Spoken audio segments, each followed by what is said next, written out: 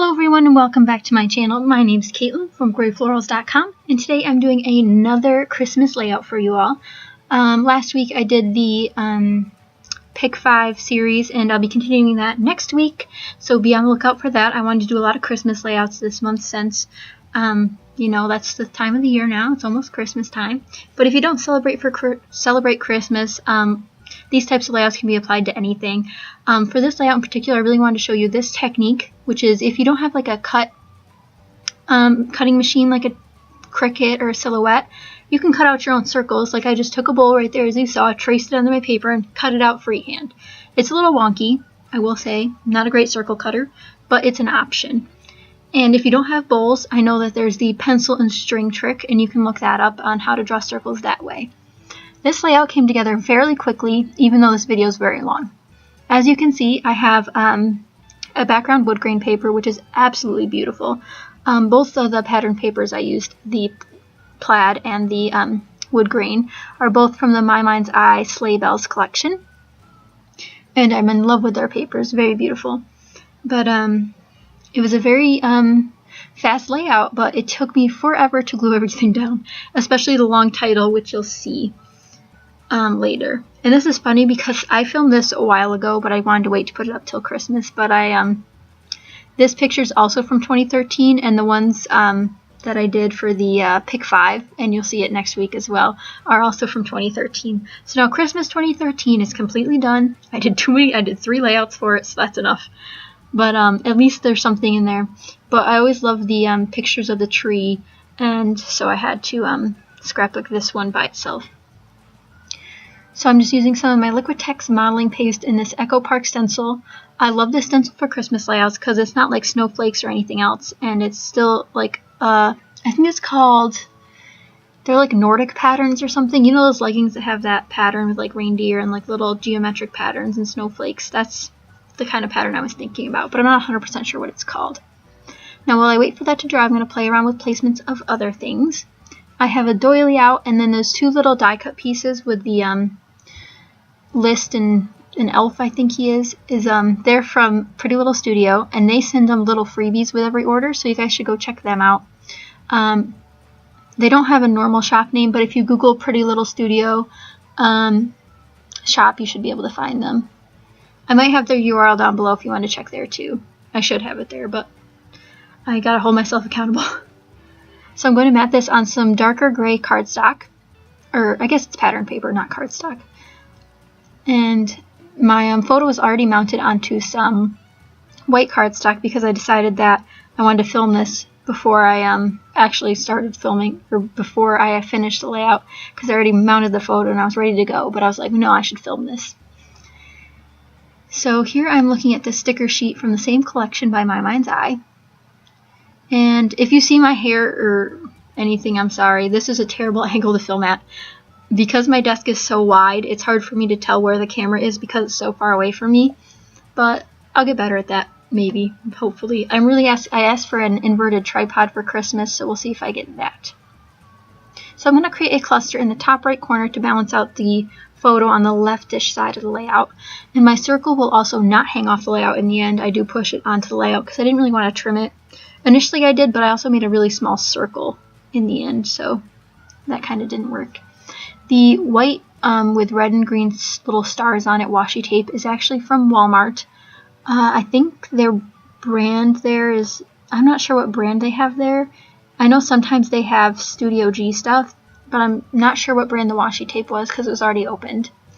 But it's like a Christmassy, non-Christmas washi because it's like a light red and light green. So it's not super Christmassy screaming, but it still works for Christmas layouts. And again, if you don't celebrate Christmas, these are applicable to any layouts, especially the circle technique. I know a lot of people don't have die cut machines. I have a really old one, but I don't bring it here to school. And it's not as advanced as the nice silhouettes and stuff. But this is just a really great way to add more interest to your layouts, because I know a lot of my layouts feel very square or rectangular because they don't add a lot of unique shapes like circles. So this technique is a great one if you don't have a die cutting machine, or if you're feeling lazy about using your die cutting machine, because cutting it out didn't take that long. I mean, this is sped up, but it really didn't take that long. And if you have a big enough bowl, it'll work out beautifully. So currently I'm trying to figure out my title, and I do cut most of this out because it's a very tedious process for me. But I end up using some glitter thickers, which I believe are in the roller skate font. They're glitter chipboard thickers. Online they said they were orange when I bought them, and I was like, well, they're pretty cheap, so I'll get them. But they were really gold, so that's a nice surprise when I bought those. I know where I bought them from is out of stock now, because I've checked to go link them back before, but if I can still find them online, I'll have a link to purchase them over on my blog. But they're just really nice glitter chipboard thickers, and these ones kind of come off glittery. I know that annoys some people, but I'm fine with it if the glitter gets everywhere. It's not like they're shedding glitter. It's just like if you rub it hard enough, the glitter will come off of it. So now I'm just going to lay everything down, but of course my glue runs out. Surprise, surprise. And I'm going to replace my ATG tape here, so if you've never seen that done before, now's the time to watch. It's very quick.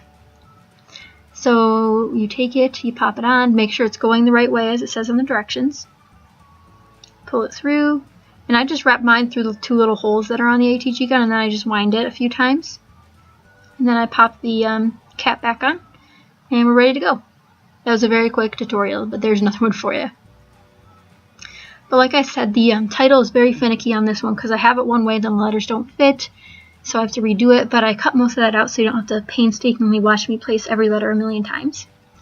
But I'm going to pop up this little piece first. It's like a nice little vintage piece. I'm not sure if you can see it, but there is a close-up photo at the end for you guys so you can see that. And again, it's from Pretty Little Studio. It was a freebie in one of their, or one of the items they, or one of the packages that they sent me, so it was a nice little surprise to get Christmas stuff. This was a while ago too, so that was kind of funny. I wasn't even thinking about Christmas, but it works out perfectly. So here's where I start out the title. It's going to say Christmas Morning, and I have a little black tab there that said morning on it, so I was going to use that, but it ended up not working. So I ended up using some little tiny Teresa Collins black stickers for it. These are one of my favorite tiny letter sticker sets because they come in black and white. I'm not sure if she makes them anymore. I have like 4 packs of the black when Joann's was clearancing them out, and I only have 1 pack of the white. And since there was already some stark black contrast on this page, I figured it'd be a great idea to add some more black onto the page. So I end up putting them up to the top left of the title part, but I end up moving them to the bottom right in a straight line, which looks a lot better because they're block letters, so that makes sense. But now I'm just going to glue down all of the chipboard letters, and I guess we'll talk about December Daily real quick. I do not personally do December dailies. I'm at school for half of the month, and while it's fun to be here with friends and stuff, it's just not the kind of Christmas... Oh, there's my face. This was shot really early in the morning, so I'm still wearing my glasses. That's embarrassing. Anyway, about December Daily. I'm sure you'll see my face somewhere, but just ignore that. December Daily I don't do. I know a lot of people do it, and I love looking at them, but I just prefer the 12 by 12 layouts or pocket pages. It's just one technique, one way to go, easy enough for me to follow because it's what I do. And the idea of mini albums scares me because I feel like they get lost really easily and more damaged, but maybe I'll do a December Daily soon once I'm out of college. This will be my last Christmas while I'm in college, so that's good news. My next Christmas will probably be in my own apartment. That's scary to think about. But good luck to all you December Dailyers out there. I know you've gotten a few days out of the way already, or if you haven't had a chance to, keep persevering. I hope you guys finish it, and be sure to share them with me. If I don't follow you on Instagram, leave your handle down below, and I'd be glad to follow you. I love having a lot of inspiration in my scrapbooking feed.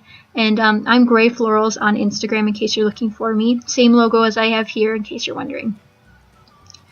So now I wanted to add some sequins onto this layout, and I pulled out my gold set, and this is one of those package sets you can get. I believe they're by either Doris or like Craft Direct or something. They come in a big like plastic container, and I keep them in this little plastic container that I got at the dollar store. So I end up picking out some gold sequins that match closest to the alphabet, and then I also grabbed some of the periods from the alphabet set and glued those down the side here as well, just to add a little bit more sparkle. And that pretty much finishes up this layout. I hope you guys check out my blog with more information and a lot more pictures. And again, leave your Instagram handles down below, and I'd be glad to follow you and look at all of your scrappy goodness. Thank you guys so much for watching. I hope you enjoyed, and I'll catch you guys next time. See ya!